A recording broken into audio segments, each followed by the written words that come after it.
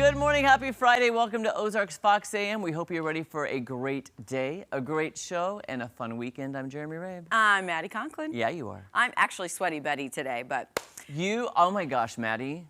I have not sweat like I sweat this morning in quite a while. In quite some time. Before the show, let's make it like that. Before the show, but maybe, you know, I think the last time was like playing competitive sports for me. So here's the thing too, like I didn't feel it until I sat down. So we're active. Yes. We'll show you pictures here in a second.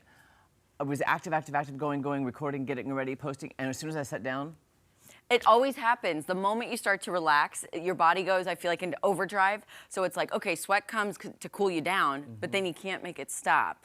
So Did you send pictures? I did. Oh, well, this is embarrassing. I was gonna say we've got some pictures. There's Maddie. If you want to know why I look like that, two fans go in one hand, both handheld, kind of. That was me. And then Jeremy, he's got a Celsius. I had to get a Celsius and a fan, and I'm sitting there trying to edit. The reason we did a dance this morning, we had to do it probably 7 or 8 times to get it, and it was physically exhausting. Like I was moving cardio in ways like cardio, workout that I haven't done in quite a while. Yeah, I've got how many steps? Oh, let me check mine, too. I've got 3,337 from this morning alone. And usually it's sitting at 1,000 right now. Wait, where am I? Why is it not going to show me? Oh, okay, that's pretty good so far. I don't know what that means.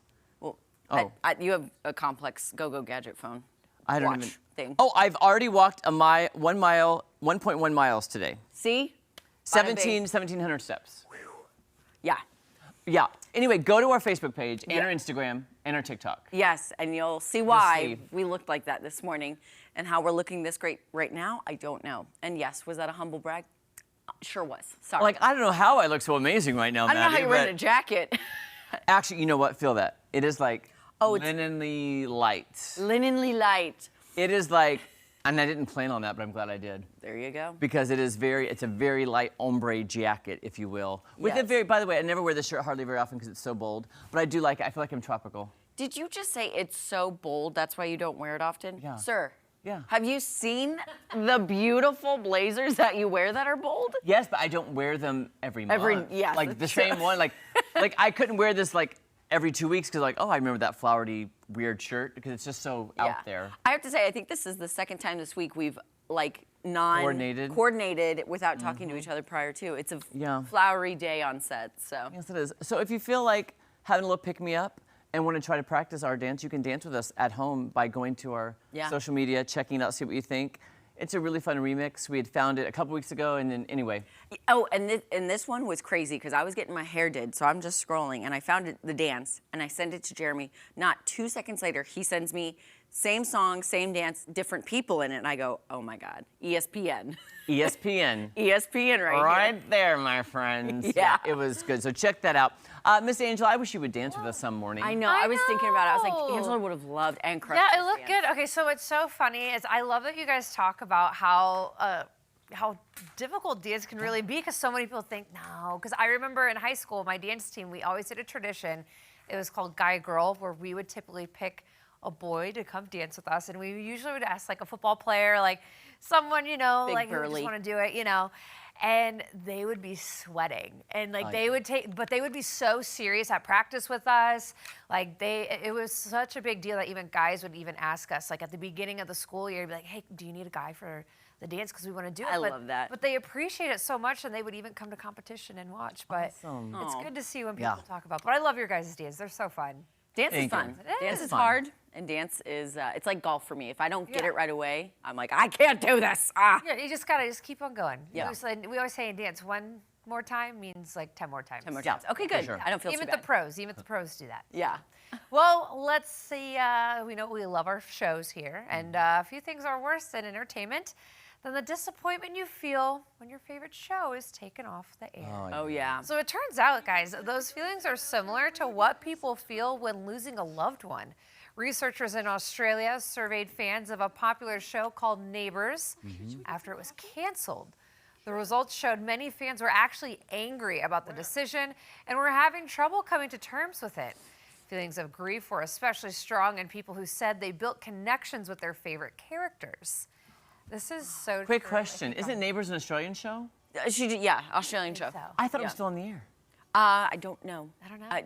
I could have sworn I just saw. We gotta go down under. Because I just saw an article telly. that said Chriselle Staus from Selling Sunset, who was on soap operas, Oh, okay. said that she was going to be now on Neighbors. Maybe they rebooted it. Maybe they rebooted it. Yeah. Okay. Yeah, that makes sense. But yeah, I agree with that. I get very sad when my favorite shows go off the air, and I'm like, what now? Sorry, go ahead. Yeah, I was just gonna say, I remember when I was in college, there was a show called Greek, and I was in a sorority. yeah. And I rewatched it then, and I remember being sad when they ended the show because I was just, I know I didn't want college to end too, I think. So I think in a way I tied myself to that. I was like, I don't know what I'm gonna do outside of college. And here we are. Here we 5 are. years later. Here we are. We worked out. Years but later. Yeah, crazy. I was just gonna say there was one show called Magic City, and it was based in like 1960s Miami, and oh my gosh, it was so good. Ended on the best cliffhanger ever, season 2, and we were all excited. My whole family. Season 3 is coming. Never did. Yeah. Wait, what? I want to watch that now. I've never heard of that. Oh, Jeffrey Dean Morgan's in it. I want to see that. Angelica Houston's brother, Danny Houston's in it. He's the evil guy. Oh, it's so good. Okay, I'll search for it. Anyways, I was very, very sad. All right. Well, we all love dogs here. So move over, Tony Hawk. Actually, this is not a dog. Tony Hawk loves dogs, though. Tony Hawk loves dogs. Oh, we love pets. So move over, Tony Hawk. A new skateboarding record is in the books from a 4-legged companion. The newly minted record holder is from China. And you want to check this out. So an American short hair has broken the record for fastest 10 meters on a skateboard by a cat. The 1-year, 8-month-old feline pulled it off in just shy of 13 seconds. The pet parent is a professional pet trainer who usually works with dogs. He originally adopted the cat to deal with a mouse infestation in his home, but says soon after he noticed his pet's adventurous streak. Oh. Look at him go. He's got great form, too. What's funny is I can somewhat relate to this because I've been trying to teach Tootsie to like do jumps over different no things. way. So I got like the tiniest little thing she could jump over.